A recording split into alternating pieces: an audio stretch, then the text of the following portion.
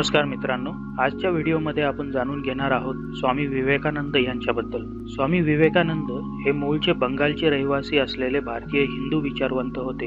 तरुणपणी ते रामकृष्ण परमहंस यांचे शिष्य झाले आणि रामकृष्णांचा संदेश जनमानसात पोहोचवण्यासाठी त्यांनी रामकृष्ण मिशन सुरू केले। जगामध्ये रामकृष्ण मिशनच्या अनेक शाखा आहेत। भारत सरकारतर्फे विवेकानंदांचा जन्मदिवस हा युवक दिन म्हणून साजरा केला जातो। उत्तर कोलकाता येथील सिमलापल्ली येथे 12 जानेवारी 1863 साली विवेकानंदांचा जन्म झाला। त्यांचे नाव नरेंद्र ठेवण्यात आले। वडील विश्वनाथ दत्त हे कोलकाता उच्च न्यायालयातील वकील अटर्नी होते। ते सामाजिक आणि धार्मिक बाबतीत पुरोगामी विचाराचे आणि दयाळू स्वभावाचे होते। आई भुवनेश्वरी देवी या धार्मिक वृत्तीच्या होत्या। नरेंद्रनाथांच्या विचारसरणीला आकार देण्यात त्यांच्या पालकांचा अनमोल वाटा होता। नरेंद्रनाथाला दर्शनशास्त्रे, इतिहास, सामाजिक शास्त्रे, कला, साहित्य इत्यादी अनेक विषयात रुची होती। वेद, उपनिषदे, रामायण, महाभारत, भगवद्गीता आदी धार्मिक साहित्यात त्यांनी विशेष आवड दाखवली।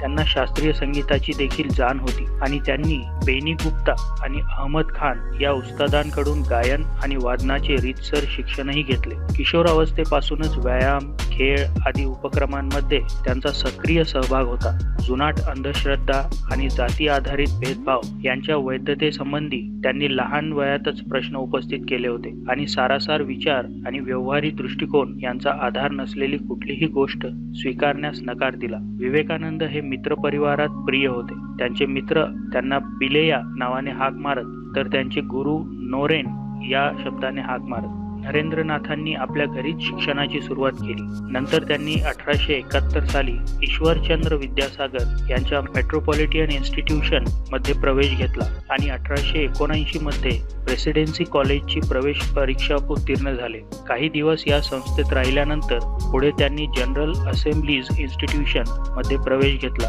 येथे त्यांनी तर्कशास्त्र, पाश्चात्य तत्वविज्ञान आणि युरोपचा इतिहास याचा अभ्यास केला। 1881 साली ते फायनल आर्ट्सची आणि 1884 मध्ये BA ची परीक्षा उत्तीर्ण झाले। कोलकात्यात मित्र सुरेंद्रनाथ यांनी रामकृष्ण परमहंस यांना आपल्या घरी एका समारंभासाठी बोलवले होते। इसवी सन 1881 च्या नोव्हेंबर महिन्यात श्री रामकृष्ण पहिल्यांदाच नरेंद्रला भेटले आणि त्याचे गायन ऐकून संतुष्ट झाले। त्यांनी नरेंद्रला दक्षिणेश्वर येथे येण्याचे निमंत्रण दिले। सूक्ष्म योग दृष्टीच्या साहाय्याने श्री रामकृष्ण नरेंद्रनाथांचा अति उज्ज्वल भविष्यकाल पाहू शकले, म्हणूनच ते नरेंद्रकडे आकृष्ट झाले। अनन्य चित्त होऊन गुरुने सांगितलेल्या मार्गाने साधना करीत नरेंद्रने उन्नती साधत होते। रामकृष्णांच्या पवित्र सहवासात नरेंद्रात आमूलाग्र बदल झाले। त्यांच्यासह आलेल्या अन्य तरुण साधकांनी रामकृष्णांच्या आदर्शांना स्वीकारून काशीपूरच्या उद्यानात तपश्चर्या केली। रामकृष्णांच्या सेवेत हे सर्व तरुण सतत राहिल्याने त्या सर्वात अपूर्व आध्यात्मिक प्रेम संबंध जोपासले गेले। येथे या ठिकाणीच भावी रामकृष्ण संघाची पायाभरणी झाली। याच ठिकाणी एका शुभ दिवशी रामकृष्ण यांनी आपल्या या सर्व शिष्यांना भगवी वस्त्रे देऊन संन्यास दीक्षा दिली। संन्यास ग्रहणानंतर गतकालीन युगप्रवर्तक संन्यासी मंडळींचे जीवन आणि उपदेशांचे अनुशीलन करणे हेच नरेंद्रचे लक्ष बनले। रामकृष्णांनी नरेंद्रनाथांना संन्यास दीक्षा देऊन त्यांचे नामकरण स्वामी विवेकानंद असे केले। सप्टेंबर 11, 1893 रोजी अमेरिकेतील शिकागो शहरातील शिकागो आर्ट्स इन्स्टिट्यूट येथे सर्व धर्मीय परिषद भरली। त्या सभेला विवेकानंद गेले। तेथे त्यांनी अमेरिकेतील माझ्या बंधू आणि भगिनींनो अशी भाषणास सुरुवात केली आणि सभेसाठी जमलेल्या सुमारे 7000 लोकांनी टाळ्यांचा कडकडाट केला, जो 2 मिनिटे अखंड चालू होता। जिने जगाला सहिष्णुता आणि वैश्विकतेचा स्वीकार करण्याची शिकवण दिली आहे, अशा सर्वात प्राचीन असणाऱ्या संन्याशांच्या वैदिक परंपरेच्या वतीने मी जगातील नवनिर्मित राष्ट्रांचे स्वागत करतो, या शब्दात त्यांनी आपले व्याख्यान पुढे चालू केले।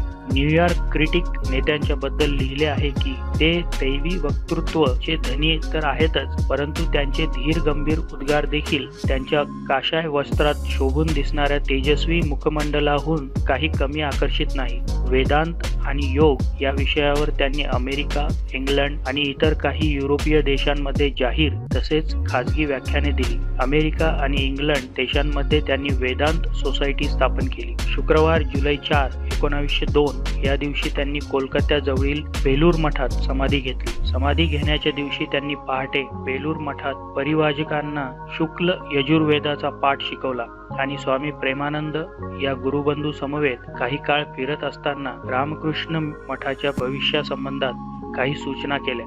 ध्यान करत असताना रात्री 9:10 त्यांनी समाधी घेतली आणि 40 वर्षापर्यंत जगणार नाही ही स्वतःची भविष्यवाणी खरी केली.